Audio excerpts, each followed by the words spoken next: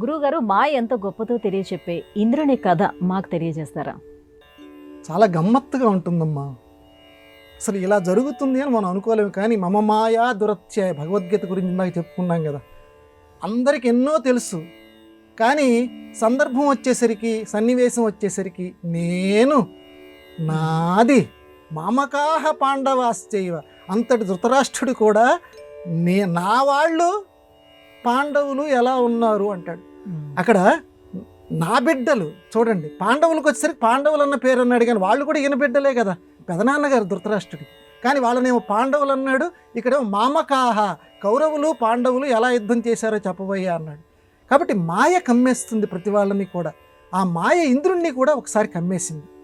ఒకసారి శాపవశాత్తు ఇంద్రుడు పంది కావాల్సి వచ్చింది, వరాహ అవతారం ఎత్తవలసి వచ్చింది. పంది అయిన తర్వాత ఈ మగపంది ఆడపందితోటి సంసారం చేస్తోంది, పిల్లలు పుట్టారు. నారదుడు ఒకసారి అటు వెళ్తున్నాడు. వెళ్తుంటే ఆ బురద గుంటలో ఆ పంది రూపంలో ఇంద్రుడు ఉన్నాడు. ఏమయ్యా, ఎంతో స్వర్గానికి అధిపతివి నువ్వెవరో నీకు తెలుసు, మర్చిపోయావా నువ్వు? ఈ పంది జన్మ ఏమిటయ్యా? నీ స్వస్వరూప జ్ఞానం తెలుసుకో, ఇప్పటికైనా దీంట్లోంచి బయటికి రావడానికి ప్రయత్నం చేయి, చక్కగా మళ్ళీ అమరావతికి తిరిగి రావయ్యా అని అంటే, ఆ పంది రూపంలో ఉన్న ఇంద్రుడు ఈ పురాణంలో ఉన్న కథ ఏనమ్మా ఇది.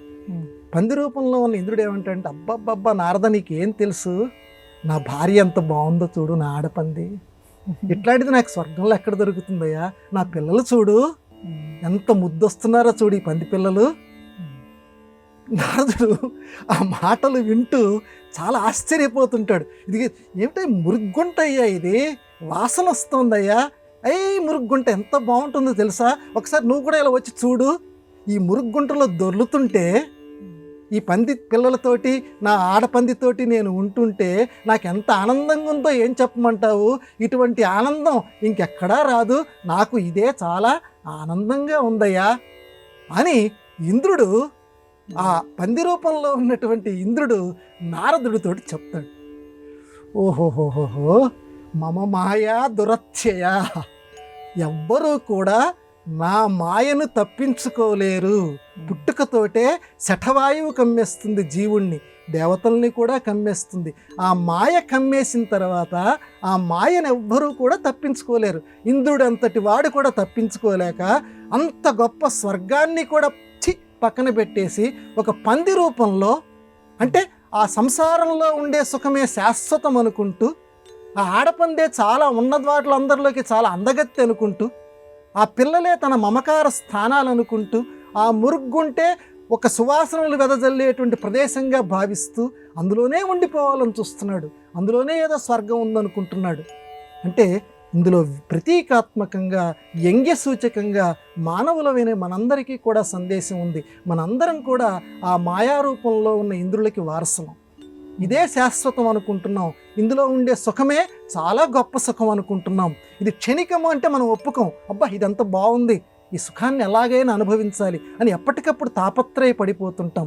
దీన్ని తెలియచేయటానికి ఇంద్రుడు అంతటి వాడి చేత ఆ పంది జన్మ ఎత్తించాడు, నారదుడి చేత చెప్పించాడు. ఇందులో సందేశాన్ని మనం అందరం గ్రహించి ఎప్పటికప్పుడు ఆ మాయని దాటటానికి మనం ప్రయత్నం చేయాలి. దానికి ఒకటే శరణ్యం, శ్రీకృష్ణ శరణం మమ, శ్రీకృష్ణుడే నాకు శరణము, ఇంకా వేరే దిక్కు ఏమీ నాకు లేదు అని అనుకుంటూ ఉంటుంటే నెమ్మదిగా ఈ సంకెళ్ళు తొలగిపోవటం ప్రారంభిస్తాయి. ఎందుకంటే ప్రతి వాళ్ళకి కూడా ఈ మాయా అనే సంకెళ్ళు ఉండబట్టి దాన్ని తప్పించుకోవటం ఎవరి వల్ల కాదు, కానీ ఆయన ఒక్కరు మాత్రమే దాన్ని తప్పించగలరు. కనుక శ్రీకృష్ణ శరణం మమ అని ఆ జగద్గురువుని అందరం ప్రార్థన చేద్దాం.